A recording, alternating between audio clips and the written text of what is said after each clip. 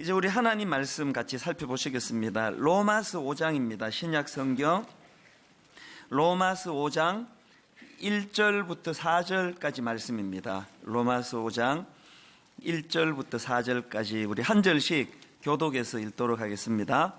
5장 1절입니다. 그러므로 우리가 믿음으로 의롭다 하심을 받았으니 우리 주 예수 그리스도로 말미암아 하나님과 화평을 누리자. 또한 그로 말미암아 우리가 믿음으로써 있는 이 은혜에 들어감을 얻었으며 하나님의 영광을 바라고 즐거워하느니라. 다만 이뿐 아니라 우리가 환난 중에도 즐거워하나니 이는 환난은 인내를, 인내는 연단을, 연단은 소망을 이루는 줄 알미로다. 아멘. 지난주 중에 제가 이제 오늘 본문을 묵상하고 또 읽고 또 이제 오늘 설교를 준비하면서 이제 문득문득 내 머릿속에 떠오르는 그 문장 한 줄이 있었는데요. 이겁니다. 세상이 복잡한가? 머릿속이 복잡한가? 이 세상이 복잡한가? 머릿속이 복잡한가? 이 제 머리를 맴돌았던 이 짧은 문장은 그 소설가인 김홍신 씨가 쓴 책입니다. 인생 사용 설명서라는 그 책에서 제가 발견한 그 짧은 문장인데요. 그 흔히들 이 세상이 막 너무 복잡하고 세상살이가 힘들고 어렵고 이제 이런 이야기를 하지 않습니까? 저자인 이제 김홍신 씨도 자기도 이제 그런 생각을 했다는 거예요. 그런데 이제 본인이 그 스승처럼 따르는 어떤 어른이 자기의 그 속마음을 아시고는 툭 이렇게 던져주신 말씀이 바로 이거라는 겁니다. 세상이 복잡한가? 머릿속이 복잡한가? 결국 그 세상의 문제가 아니고 그것을 바라보는 그 너 마음의 문제다. 그 이야기를 하는 거 아닙니까? 이게 참 저한테 그렇게 와닿더라고요. 그럼 사실 세상이 복잡하다 그러지만 언제는 세상이 안 복잡한 적이 있었겠습니까? 저는 철 들고 지금까지 또 이제 목회를 하다 보니까 여러 종류의 신문을 보는데 전 지금까지 태어나가지고 신문을 봤더니 대문짝만하게 드디어 경제가 살아나기 시작했다. 드디어 살맛 나는 세상이 다가오고 있다. 근데 그런 기사를 본 적이 없습니다. 신문만 펼치면 죽겠다, 못 살겠다, 작년보다 올해가 더 힘들고 있는 중이고 올해보다 내년은 더 힘들 것 같고 정치도 문제고 경제도 문제고 계속 그런 거가 나오는 게 그 신문 아닙니까? 그래서 이 복잡한 세상을 살면서 이 세상이 복잡한가 머릿속이 복잡한가, 여러분 우리가 이 복잡해지지 않기 위해서 세상이 복잡해지지 않기를 기다리는 건 어리석은 생각입니다. 그런 날은 오지 않습니다. 그러면 그 책에 나오는 그 저자의 그 스승이 던져주는 화두처럼 이 세상이 복잡한가 머릿속이 복잡한가, 세상이 아무리 복잡해도 네가 네 머리를 잘 정리하면 그 복잡한 세상을 복잡하지 않게 살 수 있다. 이런 메시지를 우리가 좀 받으면 좋겠다는 생각을 제가 하게 되는 겁니다.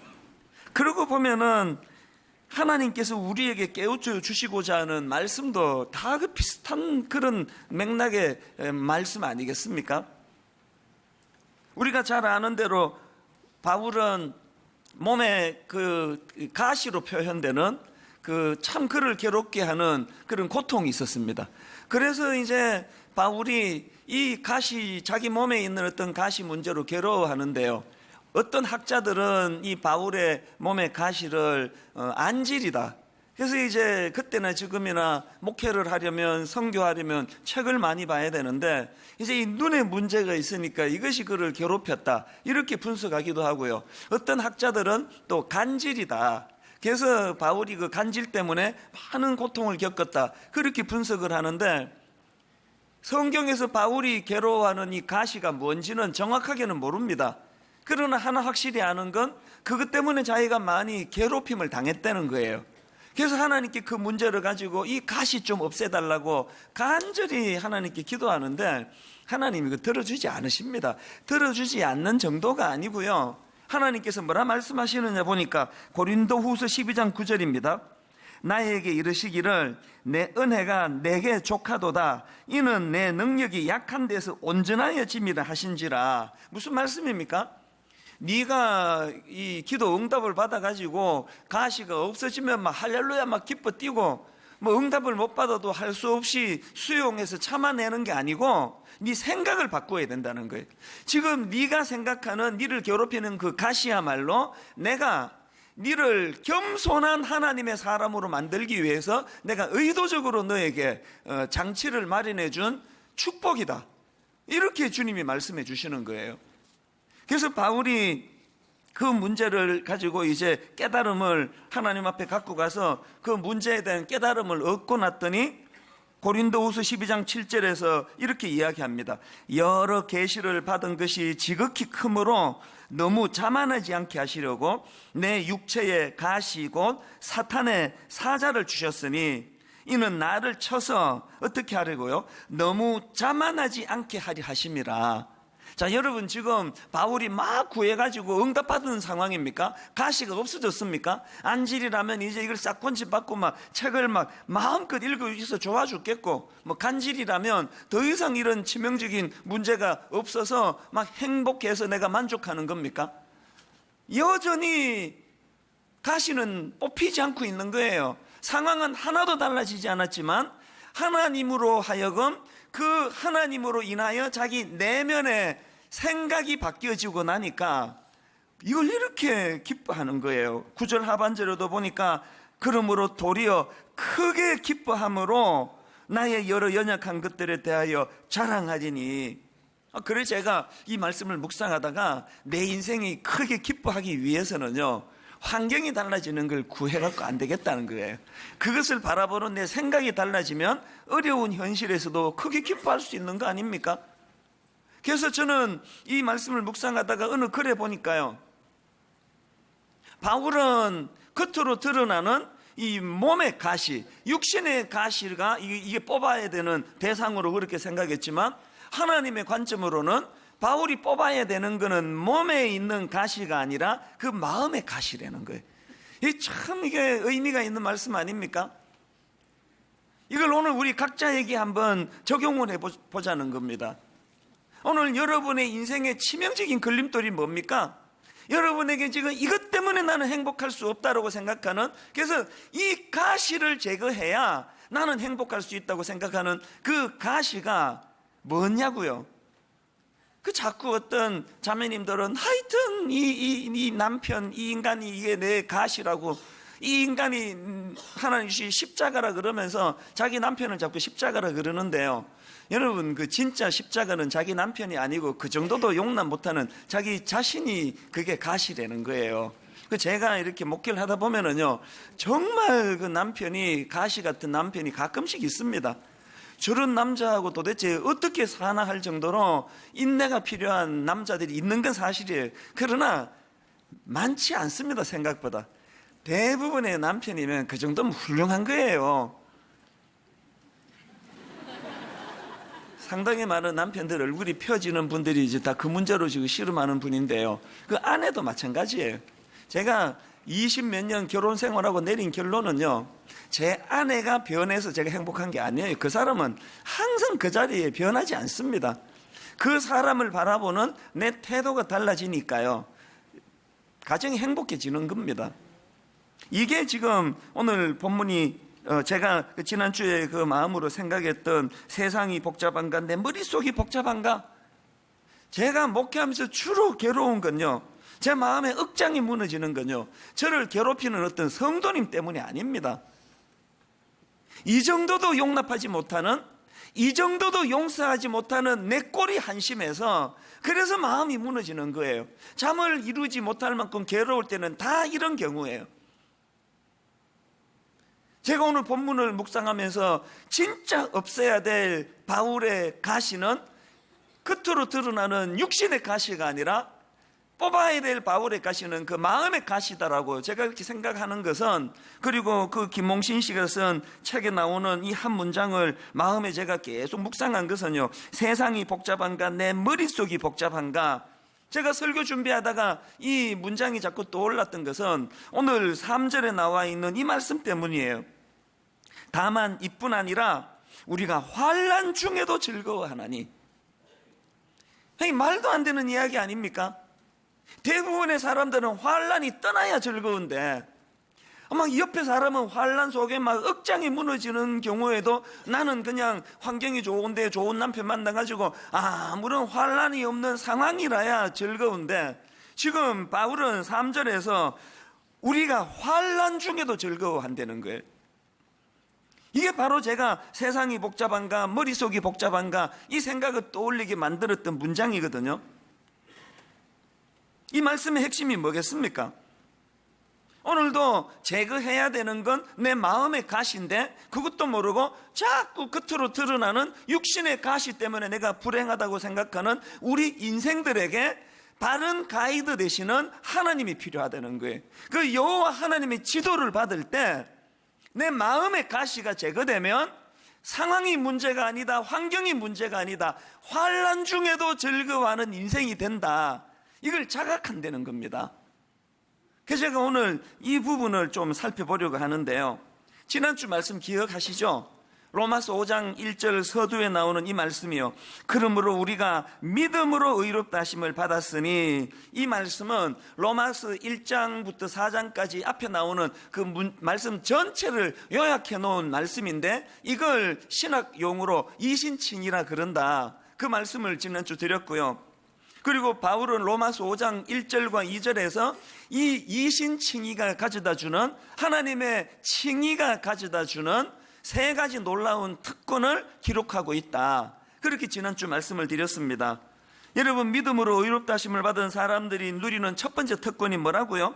원수되었던 하나님과 화해해서 하나님과 화평을 누리는 특권을 얻게 되었다는 겁니다. 그런가 하면은 두 번째로, 그렇게 하나님과 관계만 회복된 것이 아니고 우리는 이제 마음껏 하나님의 은혜의 자리로 나아갈 수 있는 특권을 누리게 됐다는 거예요. 그런가 하면은 세 번째로 우리가 누리게 된 특권이 뭐냐? 이제 하나님의 영광을 바라고 즐거워하게 되었다. 여러분, 그 앞에 나오는 그 두 번째 항목이요, 그 은혜에 들어감을 얻었으며, 이것이 현재적으로 누리는 특권이라면, 이 세 번째 나오는 하나님의 영광을 바라고 즐거워하느리라는 말씀은요, 이 미래적 소망과 관련된 말씀입니다. 신앙생활이요, 오늘 현재만 그저 평안하고 잘 살고 잘 먹고 이거로 국한되는 건 아닙니다. 신앙의 궁극적인 목표는 현실을 뛰어넘는 이 미래에 대한 소망을 기대하는 것, 이 소망을 바랄 수 있는 힘, 이걸 갖는 게 이게 이 신앙의 힘이라는 겁니다. 그러면 이제 여기 나오는 이 장차 누리게 될 하나님의 영광을 이제 바라고 즐거워한다 그랬는데, 여기 나오는 하나님의 영광이 뭐냐 하면은요, 이 하나님의 영광이라는 것은 장차 온전히 이루어지게 될 구원의 완성, 바울이 지금 이것을 염두에 두고 이제 이런 설명을 하는 겁니다. 그러니까 여기 나오는 하나님의 영광이라는 것은 다시 오실 예수 그리스도로 말미암아 완전하게 이루어질 그 하나님 나라, 그 하나님 나라에서 누리게 될 완전한 하나님의 영광을 설명하는 거라는 거예요.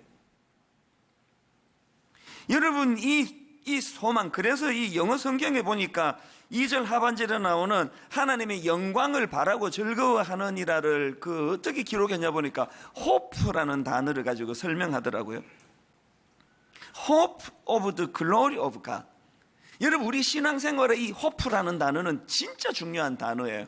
여러분, 우리들이 신앙생활 가운데 그저 예수 믿는 건 전부 이 땅에서 누리는 거, 이 땅에서 즐기는 거, 이 땅에서 행복한 거, 이건 아주 미숙한 반쪽짜리 신앙입니다. 그래서 히브리서 11장 1절에 보니까요, 믿음은 바라는 것들의 실상이요 보이지 않는 것들의 증거니, 여기 나오는 바라는 것들, 이게 소망하는 것, 다시 말해 호프예요. 호프, 바라는 것. 그 실상은 뭐냐?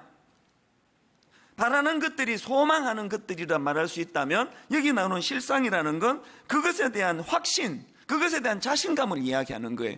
그러니까 여기 나오는 믿음은 바라는 것들의 실상이요 보이지 않는 것들의 증거니라는 이 말은 이렇게 풀이할 수 있습니다. 믿음은 내가 소망하는 것들에 대한 자신감이다. 내가 소망하는 것에 대한 자신감을 갖는 것, 이게 믿음이다, 이렇게 설명할 수 있는 거예요. 여러분, 여기서 우리가 좀 반성해야 될 게 있지 않습니까? 믿음은 바라는 것들의 실상이고 보이지 않는 것들의 증거, 다시 말해 믿음은 우리가 소망하는 것에 대한 자신감이라고 할 수 있는데, 온통 내 믿음은 그저 눈에 보이는 현실적인 것밖에 머물러 있지 않다면 참 부끄러운 모습이라는 것입니다. 그래서 로마서 8장 18절 생각하건대 현재의 고난은 장차 우리에게 나타날 영광과 비교할 수 없도다. 이 기대하는 마음, 또 내가 기대하는 것에 대한 이 자신감, 이 확정된 마음, 이게 믿음이라는 겁니다. 자, 그러면 이제 이 3절 4절에 나와 있는 이 내용들을 좀 더 자세히 살펴보기를 원하는데요. 우리 3절 4절 한 목소리로 같이 한번 읽어보시겠습니까? 내용을 잘 살피면서 천천히 같이 읽습니다. 시작. 다만 이뿐 아니라 우리가 환난 중에도 즐거워하나니 이는 환난은 인내를, 인내는 연단을, 연단은 소망을 이루는 줄 알미로다. 이 여기 내용을 가만히 보니까요, 어떻게 환난 중에도 즐거워할 수 있는가 보니까 환난 그 자체를 즐기는 게 아니에요. 만약에 여러분 중에 환난 그 자체를 즐기는 분이 계시면 그 빨리 병원에 가셔서 점검을 받아보시는 게 좋습니다. 누가 환난을 좋아하겠냐고요? 환난 자체를 즐거워하는 것이 아니라 이 환난이 가져다 주는 열매를 볼 수 있는 눈이 열려졌기 때문에 환난을 즐거워할 수 있다는 겁니다. 근데 여러분, 여기 나오는 몇 단어 중에서 제일 먼저 나오는 단어가 환난이라는 단어인데요. 이 환난은 원어로 보니까 이 억압, 압제 이런 뜻을 가진 단어인데 특이한 게 뭐냐면요, 이 단어는요 원래 이 포도즙을 짜기 위한 틀을 설명할 때 사용되는 단어라는 거예요. 여러분, 그 포도즙을 짜는 그 기계 안에 포도를 넣고 이 기계를 돌리면 어떻게 되겠습니까? 포도즙을 짜려고 포도가 그 억게임을 당하는 그 무게감이 느껴지지 않습니까? 본문이 말하는 환난이 이럴 정도로 아프고 무거운 의미를 가진 단어라는 겁니다. 이 단어가 고린도후서 4장 8절에도 나오는데요. 우리가 사방으로 우겨 쌈을 당하여도 쌓이지 아니하며 답답한 일을 당하여도 낙심하지 아니하며, 여기에 지금 우겨 쌈을 당하다, 이게 오늘 본문에 나오는 환난과 같은 단어예요. 오늘 우리 그리스도인들에게 치명적인 문제가 뭐냐 하면은, 우리가 지금 그건 다 제 잘못이기도 하는데요, 신앙생활을 자꾸 그 현실만 보여줘가지고 예수 믿으면 잘 된다, 예수 믿으면 복 받는다, 예수 믿으면 부자 된다, 이런 것만 가르쳐가지고 환난의 의미를 모르는 거예요. 여기 나오는 환난은요, 내가 예수 그리스도를 제대로 잘 믿는 과정에서 생기는 고통, 예수 그리스도로 인하여 얻어지는 고통을 의미하거든요. 심각하게 한번 여쭤볼까요? 여러분, 지금 예수님 때문에 당하는 고통이 뭡니까? 있습니까? 졸려 죽겠는데 저렇게 지겨운 목사를 만나가지고 졸음을 참는 고통이 얼마나 큰지 아십니까? 그것도 고통에 해당이 되는지 안 되는지 모르겠지만요, 진짜 제대로 된 신앙은요, 이신칭의의 이 믿음의 확정된 마음을 가지고 현실은, 세상은 사단이 잠시 장악하고 있는 쿠데타 군이 이 나라를 장악한 것과 같은 그런 상황이라고 보통 묘사합니다. 하나님의 이름이 조롱을 당하고 하나님의 공의가 이 땅에서 잘 세워지지 않고 예수 제대로 믿으려 그러면 세상에 사업하는 분, 그 고통에 빠져야 되는 거 아닙니까? 정직하면 망하는 나라라 그러지 않습니까? 내가 오늘 예수 믿는다는 의미는 그동안 그런 이 악한 세상에 동화되어 살아가다가 이제 구별된 하나님의 사람이 되어가지고 지금까지 내게 우호적이던 모든 사람들로부터 등돌림을 당하는 거, 왕따가 당하는 거, 이게 신앙이에요.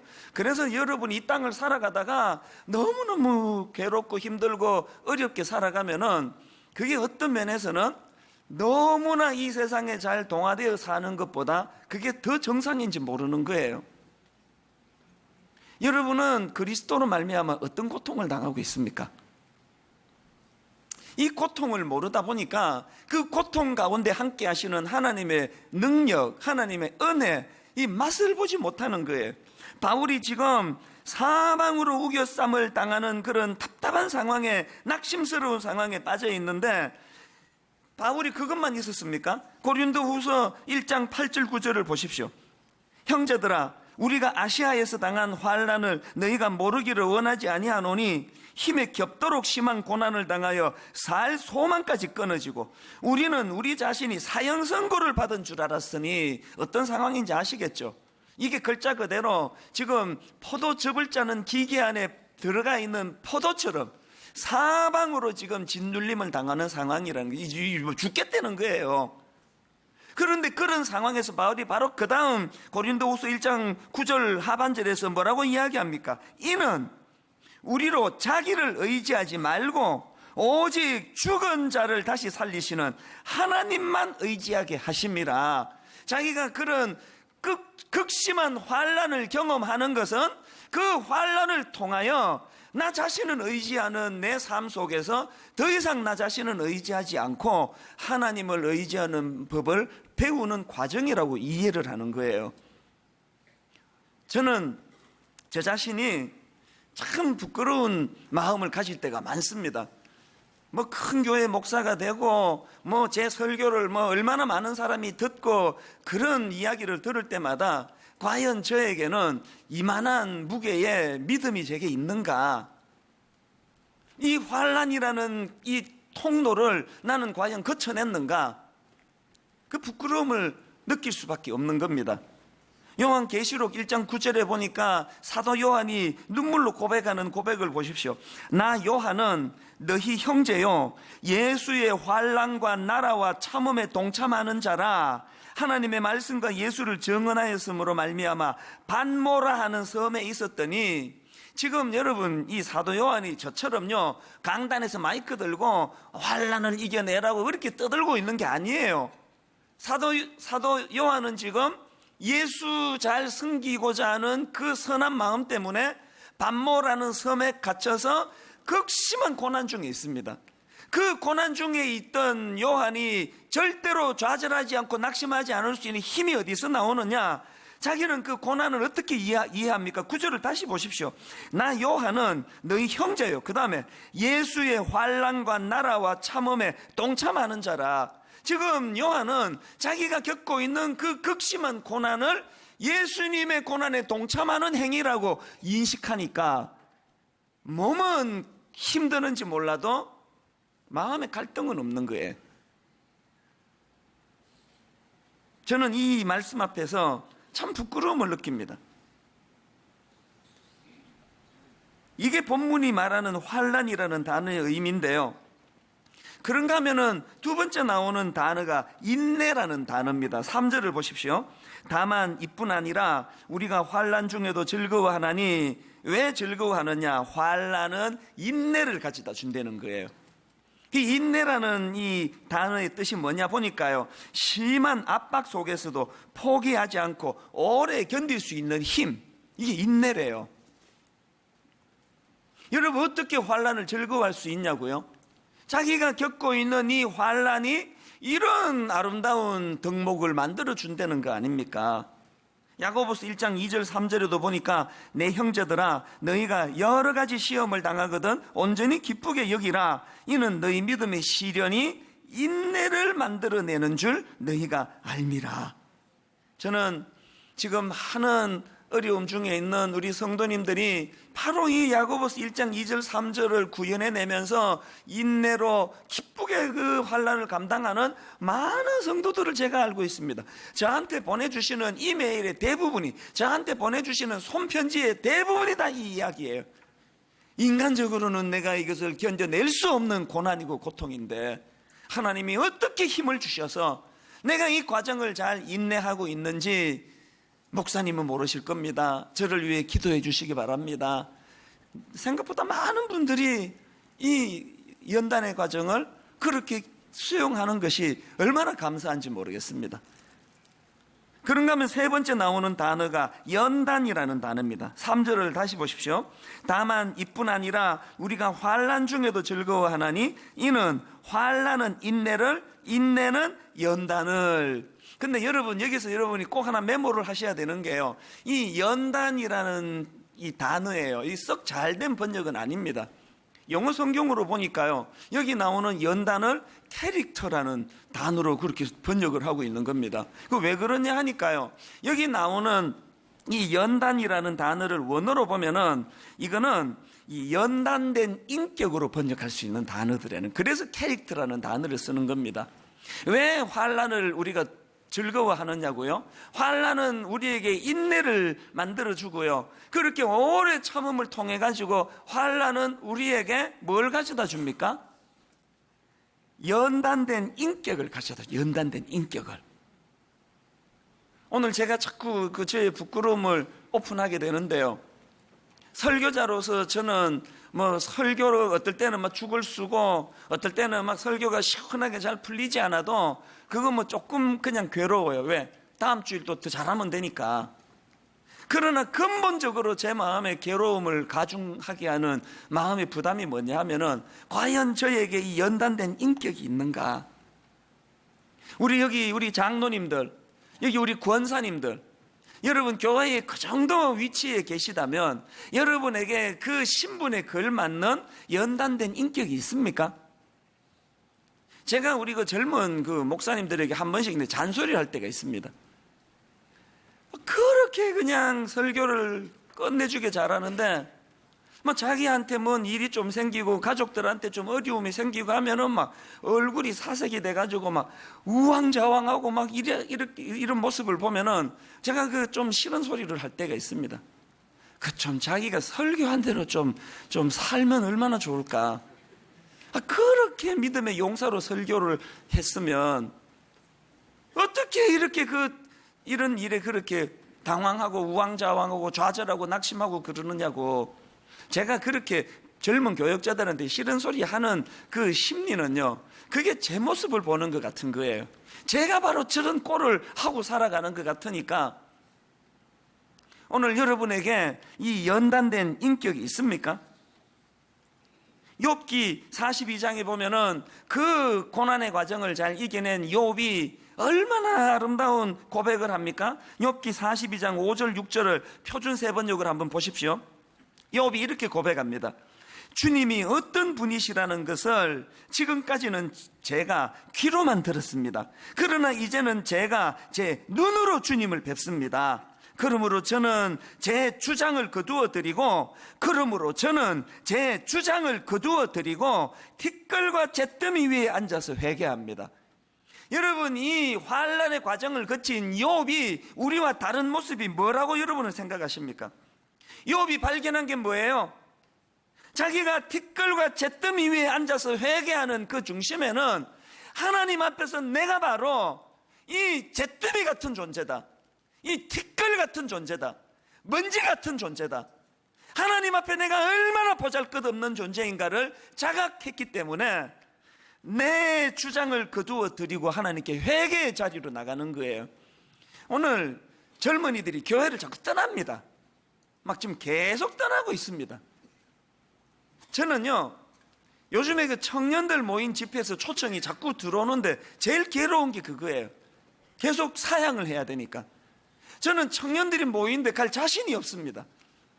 세상에 그냥 불같이 교회가 복음의 능력으로 타오르던 교회를 이렇게 그냥 싸늘하게 죽여버린 주범 중에 한 사람이 그 전대 나이로 봐가지고 말이에요. 내가 무슨 낯짝으로 이 10대 20대들을 찾아가가지고 예수 잘 믿으라고 내가 설교할 용기가 나지를 않아요. 왜 젊은 사람들이 교회를 이렇게 자꾸 떠나고 교회를 막 아주 시시한 집단으로 봅니까? 도대체 어른들을 보니까 연단된 캐릭터가 없는 거예요. 연단된 인격이 없는 게 막 전부 그냥 말 갖고 다 때우는데 말은 막 복음으로 완전히 도배를 했는데 연단된 인격이 안 보이는 거예요. 연단된. 여러분 존재가 진짜 하나님 앞에서 티끌 같다, 먼지 같다는 생각을 진짜 하십니까? 양심 있으면 대답해 보세요. 여러분 스스로가 진짜 하나님 앞에 먼지 같은 존재라고 자기를 인식하십니까? 그걸 인식하는 사람이 무슨 목소리가 그렇게 크냐고요. 부부간에 뭐 네 탓이다 내 탓이다 하는데 내가 보면 둘 다 탓이에요. 둘 다. 먼지같이 여기는 존재가 상대방을 그렇게 무시할 수 있습니까? 고부간의 갈등 다 여기서 나오는 거 아닙니까? 자기는 우뚝 선 하나님의 놀라운 딸이고 저 며느리가 먼지 같은 존재라고 생각하니까 또 반대로 며느리들은 또 반대로 생각하니까 오늘 우리가 추구해야 되는 정말 중요한 덕목이 있다면 자기 자신에 대하여 이 연단된 인격으로 자기를 보는 게, 자기는 욥처럼 나는 하나님 앞에서 먼지 같은 존재다. 오늘 분당 우리 교회 성도님들이 이신칭의 은혜를 주시는 하나님의 은혜로 환난을 잘 통과해서 연단된 인격의 자리까지 나아가는 그런 저와 여러분 되시기를 바랍니다. 이 고난이 주는 유익이에요. 그래서 여러분이 찰스 스펄전이요 참 놀라운 말을 했습니다. 이렇게 말했습니다. 내가 슬픔과 고통 중에서 얻은 유익을 다 합치면 헤아릴 수조차 없다. 고통은 내 집에서 최고의 가구요, 목사의 서재에서 최고의 책이다. 이 스펄전 목사님의 이 고백을 여러분 어떻게 생각하시면 다시 한번 들어보세요. 내가 슬픔과 고통 중에서 얻은 유익을 다 합치면 헤아릴 수조차 없다. 고통은 내 집에서 최고의 가구요, 목사의 서재에서 최고의 책이다. 내 이 책을, 이 스펄전의 이 고백을 제가 들으면서요, 제 문제가 뭐냐, 전 책이 너무 많아요. 막 서재에 막 책이 막 이제 삑 둘러서가지고 또 꽂을 데가 없어서 지금 고민이에요. 이게 뭐가 문제냐면요, 그 쓸데없는 책이 너무 많아가지고 설교 준비하다가 그 책에 그 좋은 이야기 인용하려는데 하루 종일 찾아서 책을 못 찾아요. 책을. 저의 문제가 뭐라고요? 이렇게 막 돈 주고 산 책은 엄청 많은데요, 환난을 통과한 사람들이 누리는 연단을 통해 가지고 얻어진 책이 내게 있는가? 저는 욥기 23장 10절에서 했던 이 고백, 그러나 내가 가는 길을 그가 아시나니 그가 나를 단련하신 후에는 내가 순금같이 되어 나오리라. 연단된 인격을 주님께서 여러분에게, 저에게 선물로 주시기를 바랍니다. 마지막 네 번째 나오는 단어가 소망인데요, 4절을 보십시오. 인내는 연단은 소망을 이루는 줄 알미로다. 참 이게 묘한 이야기예요. 자, 여러분, 지금 이 환난의 마지막 종착지가 이게 이 소망을 갖게 되는 거기 때문에 내가 이 환난을 즐거워한다 그러는데, 이 본문의 구조가 참 묘한 게요, 2절에 보면은 말미에서 이신칭의를 통해 이미 이 환난의 과정을 거치기 전에 이미 소망을 받은 거 아닙니까? 이미 소망이 있었기 때문에 그 소망의 힘으로 환난을 이겨낼 수 있는, 즐거워할 수 있는 원동력을 얻었다 그랬는데, 그런데 이 환난을 잘 이겨냈더니 얻게 되는 게 또 소망이에요. 뭘 의미할까요? 그리스도인의 이 땅에서의 삶이라는 것은요, 이 선순환이에요. 내게 환난이 찾아오면 믿음 없는 사람들은 이것 때문에 절망하고 좌절하고 낙심하는데, 내게 환난이 찾아올 때, 3절의 환난이 찾아올 때 이미 하나님 주신 2절의 소망, 내가 가진 소망을 가지고 이 환난을 즐거워하는 것으로 만들어버려요. 그래가지고 쭉 과정을 통해 이 환난을 통해 내게 더 큰 소망이 생겨요. 이미 있는 소망에다가 이 소망이 강화가 되는 거예요. 이 소망이 강화가 되니까 좀 지나다 보면 또 환난이 찾아와요. 이번에는 더 큰 강화된 소망이 내게 있으니까 지난번보다는 조금 더 가볍게 이 환난을 이겨내요. 그렇게 이겨냈더니 이번에는 또 더 큰 소망이 내게 또 주어져요. 그래서 이제 그 다음에 또 더 큰 환난이 와도 이 문제를 거뜬히 이겨낼 수 있는 힘이 생겨요. 그래서 여러분, 여기에 뭐 나도 환난이 있습니다 이렇게 생각하시지만, 사람마다 이 환난의 질은요 완전히 다른 거예요. 나이테처럼 환난으로 인한 소망이 겹겹이 세워진 그 하나님의 아름다운 변화된 그 인격의 사람이 있는가 하면은 참 그 보잘것없는 소망으로 간당간당하는 그런 사람들도 많은 거예요. 저는 오늘 이 예배를 통해서 저와 여러분에게 이 원리가 머릿속에 꿰뚫어져서 여러분에게 이후에 이 땅에서 현실적으로 오는 고난이 있을 때, 환난이 있을 때, 억울한 일이 있을 때 그거를 겁내고 도망가고 피하지 말고 환난을 즐거워할 수 있는 변화된 생각을 주시기를 원합니다. 그 변화된 생각을 가지고 환난을 맞닥뜨려 나갈 때 하나님은 우리에게 인내를 주시고 변화된 캐릭터를 주시고 우리에게 말로 다 할 수 없는 인격의 깊이를 주심으로 소망이 살아갈수록 점점 강화되는 그래서 우리 여기 연세 드신 어른들은 젊은 사람들은 흉내도 낼 수 없는 그 인격의 깊이를 가지고 소망의 깊이를 가지고 이 땅을 살아가시기를 바랍니다. 사실 저는 이런 맥락으로 지난 한두 주 동안 많은 복잡한 생각을 가졌는데요, 하나님이 저를 다루시는 걸 보면은요, 내 인생이 이제 쭉 가다가 비참하게 뚝 떨어지고, 쭉 가다가 비참하게 뚝 떨어지고, 누가 떨어뜨리는 게 아니에요. 막 사람들은 막 그냥 큰 교회 목사한다고, 막 젊은 신학생들은 저를 뭐 부러워한다는 말이 들리지만, 제가 보는 저 자신은 가다가 뚝 떨어지고 너무 초라한 거예요. 인격도 이래 갖고는 안 되겠고, 막 설교도 어떻게 이렇게밖에는 못 전하는지 시간이 갈수록 괴로운 거예요.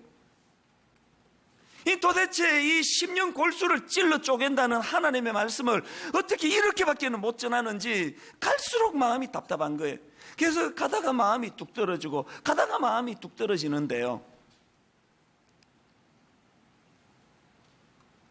제 인생에서 경험하는 게 뭐냐, 이렇게 마음이 저 자신의 초라함으로 억장이 무너질 때마다 하나님은 저를 들어서 하나님만 의지하는 자들이 누리는 기쁨의 자리로 인도해 주시는 거예요. 그래서 이렇게 마음이 툭 떨어지고 무겁고 잠이 안 오고 괴롭고 눈물이 나고 그런 일을 겪으면 마음 한편은 너무너무 쓰라린데요, 또 다른 마음 한편에서 소망이 생겨요. 하나님이 또 나 같은 걸 더 하나님을 의지하는 연단된 주님의 종으로 인도해 주시려나 보다. 지난 한 주 내내 마음이 아프고 무겁고 힘든 그런 과정을 거치면서 제 마음 속에서 하나님이 노래 하나를 주셨어요. 노래 하나를. 여러분, 이 찬양 예전에 참 많이 불렀는데 기억하시죠? 삶의 작은 일에도 그 마음을 알기 원하네. 그 길, 그 좁은 길로 가길 원해. 여러분이 가사를 한번 보세요. 가사를. 삶의 작은 일에도 그 마음을 알기 원하네. 그 주님이 걸어가신 그 좁은 길로 가기 원해. 여러분 정말 원하세요? 그 다음 가사를 주목하셔야 돼요. 두 가지 구비 조건이 있네요. 여러분, 삶의 작은 일에도 그 마음을 알기 원하고 그 좁은 길로 가기 원한다면 그 다음 가사, 나의 작음을 알고 그분의 크심을 알며 소망 그 깊은 길로 가기 원하네.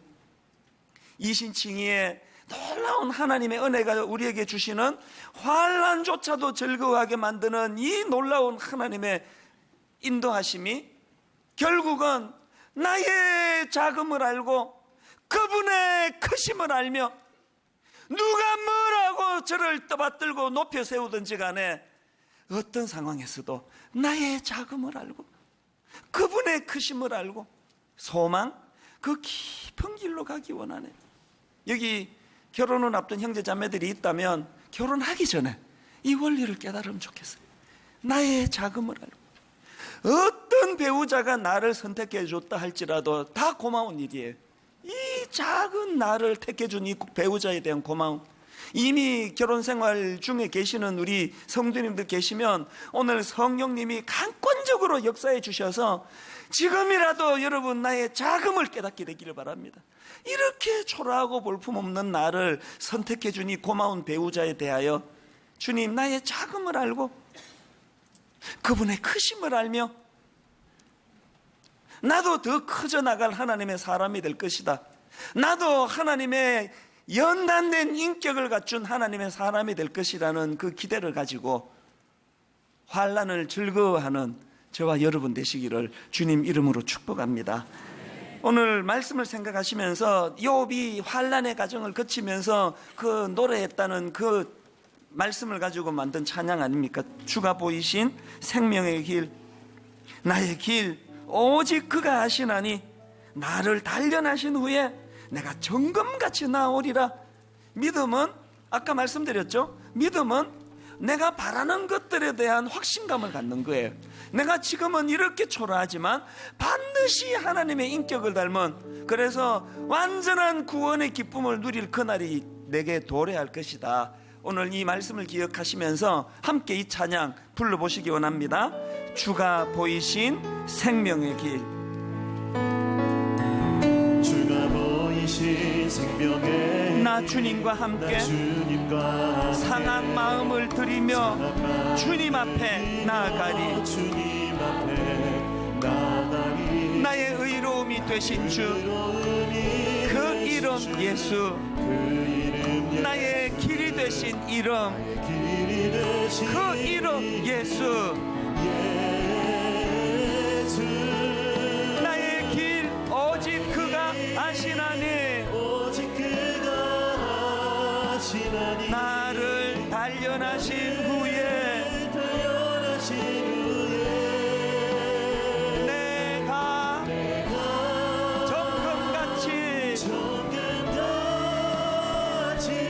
나오리라. 여러분, 다시 한번 이 찬양 부르기 전에요, 가사가 누가 저렇게 썼으니까 부르는가 하고요, 거기에 내가 같이 들어가서 공감하는 건 다른 이야기입니다. 무슨 일이 그렇게 여러분을 괴롭힙니까? 여러분, 바울처럼 여러분의 육신의 가시 이것만 없으면 내가 행복할 텐데 하는 여러분의 어떤 문제 때문에 괴롭습니까? 남편입니까? 아내입니까? 어떤 건강 문제입니까? 하나님은요, 네가 뽑아야 되는 건 그런 겉으로 드러나는 육신의 가시가 아니라 네 마음의 가시다. 네 마음의 부정적인 생각, 네 마음에 믿음 없는 태도, 네 마음에 그냥 교만해가지고 어지간한 사람은 다 만족하지 못하는 그 교만한 마음, 이게 네를 불행으로 몰고 간다. 하나님, 이신칭의의 기쁨을 누리게 하여 주시는데 환난조차도 즐거워할 수 있도록 내 마음의 가시를 뽑아주시기 원합니다. 뭐가 여러분을 번민하게 만드는지, 번뇌하게 하는지 한번 생각을 하시면서 우리 다시 한번 이 찬양 이렇게 불러보기 원합니다. 주가 보이신 생명의 길, 주가 보이신 생명의 나 주님과 함께 상한 마음을 드리며 주님 앞에 나아가리. 주님 앞에 우리 주님 내게 어떤 분입니까? 나의 의로움이 되신 주, 그 이름 예수. 그 이름 예수. 나의 길이 되신 이름 예수.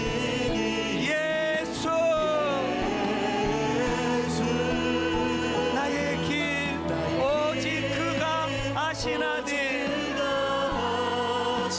나를 단련하신 후에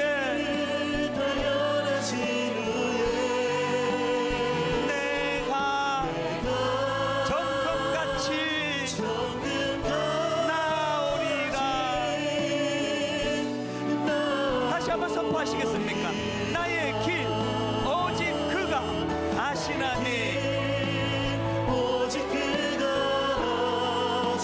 나를 단련하신 후에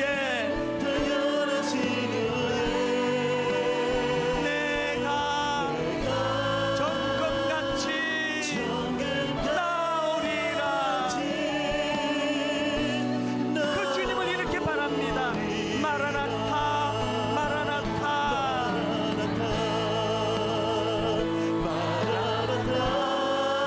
아멘. 주 예수여 오시옵소서. 마라나타, 마라나타. 아멘. 주 예수여 오시옵소서. 우리 마음을 담아 한 번 더 고백합니다. 마라나타, 마라나타. 아멘. 주 예수여 오시옵소서. 마라나타, 마라나타.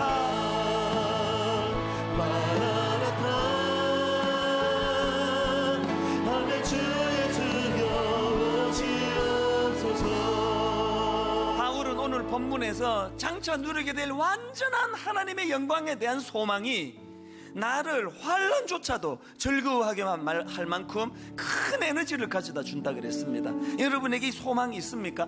너무너무 답답하고 너무너무 가슴 아픈 이 땅의 삶으로 끝이 아니고 이제 장차 다시 오실 예수 그리스도로 말미암아 완전하신 하나님의 영광을 내가 기대하고 사모하고, 아버지 내가 사모하는 것에 대한 자신감, 이것이 믿음이라고 한다면 오늘 그 믿음을 주셔서 오늘의 이 어려운 고통과 환난을 이길 힘을 허락하여 주시옵소서. 우리 말씀을 생각하시면서 우리 통성으로 한 목소리로 같이 기도하시겠습니다. 살아계신 하나님 아버지, 마라나타, 아멘. 주님 오시옵소서. 사도 요한이 수많은 초대교회 성도들이 주님을 섬기다가 겪어야 하는 고통 앞에, 고난 앞에 나는 주님의 십자가의 고난에 동참하는 것이라고 그렇게 자기가 겪는 고난의 의미를 부여한 것처럼, 하나님 우리에게도 그 믿음을 허락하여 주시기 원합니다. 하나님 우리에게도 그 믿음을 허락해 주셔서 아버지 하나님, 오늘 우리가 경험하는 그 삶의 고통 가운데, 환난 가운데 우리가 환난 중에도 즐거워하나니, 이는 환난은 인내는 연단은 소망을 이루는 줄 알미로다. 아버지 이렇게 고백할 수 있도록 은혜 내려주시기 원합니다. 하나님 우리 마음의 상함을 아시는 주님, 긍휼히 여겨 주시옵소서. 하나님 오늘 예배하는 가운데 현재 내 외부적으로 환경적으로 맞닥뜨려진 어떤 문제 때문에, 이것 때문에 내가 지금 불행하다는 생각에 사로잡혀 있는 저희들에게 네가 뽑아야 할 것은 그런 외적인 문제가 아니라 네 마음의 가시라고 말씀하여 주시기 원합니다. 바울처럼 하나님 장차 도래하게 될 하나님 나라와 영광에 대한 그 마음의 꿈이, 그 기대감이, 그 소망이 너무 커서 환난조차도 즐거움으로 승화시킬 수 있는 이 믿음이 작동되는 은혜를 허락하여 주시옵소서. 문을 열고 나가는데 신비, 논리적으로는 이해가 안 되는, 내 머리로는 이해가 안 되는 마음의 샬롬을 허락하여 주시옵소서. 평안을 허락해 주셔서 바울처럼 육신의 가시는 뽑히지 않았음에도 도리어 이걸 내가 크게 기뻐하노라고 우리도 그렇게 고백할 수 있는 예배의 능력, 감격을 맛보게 하여 주시옵소서. 인도해 주시는 주님 감사드리옵고 예수님 이름으로 기도드립니다. 아멘. 우리 자리에서 일어나셔서 방금 부른 512번 마라나타, 주 예수여 어서 오시옵소서 찬양하고 마무리하시겠습니다. 마라나타, 주 예수여, 주 예수여 어서 오시옵소서. 어서 오시옵소서. 땅의 모든 끝, 땅의 모든 끝, 모든 족속 모든 족속 주를 찬송하게 하소서. 주를 찬송하게 이 꿈을 꾸십시오. 마라나타, 주 예수여, 마라나타, 혼란하고 답답한 이 세상을 뛰어넘어 어서 오시옵소서. 어서 오시옵소서. 모든 열방이 주께 돌아와 모든 열방이 주께 돌아와 춤추며 경배하게 하소서. 여러분 이 꿈이 회복되기 원합니다. 우리 주님 다시 오실 길을 만들자. 십자가를 들고 땅 끝까지 우린 가리라. 우리 주님 하늘 영광 온 땅 덮을 때 여러분의 꿈이 있습니까? 우린 땅 끝에서 주를 맞으리. 마라나타, 마라나타, 아멘. 주 예수여 오시옵소서. 마라나타, 마라나타, 아멘. 주 예수여 오시옵소서. 아멘. 주 예수여 오시옵소서. 아멘. 주 예수여 오시옵소서.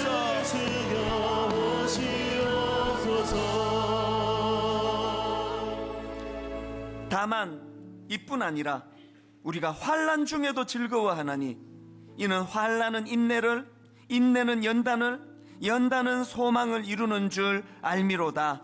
하나님, 이번 한 주간 참으로 환난조차도 즐거워할 수 있는 이 복음의 능력을 맛보아 누리는 한 주간이 되게 하여 주시옵소서.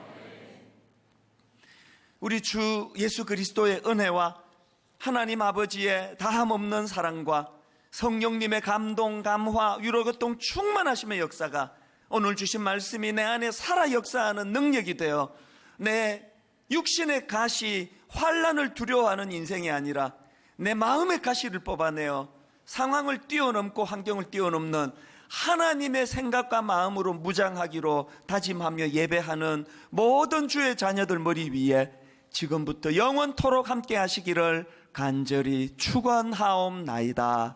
아멘.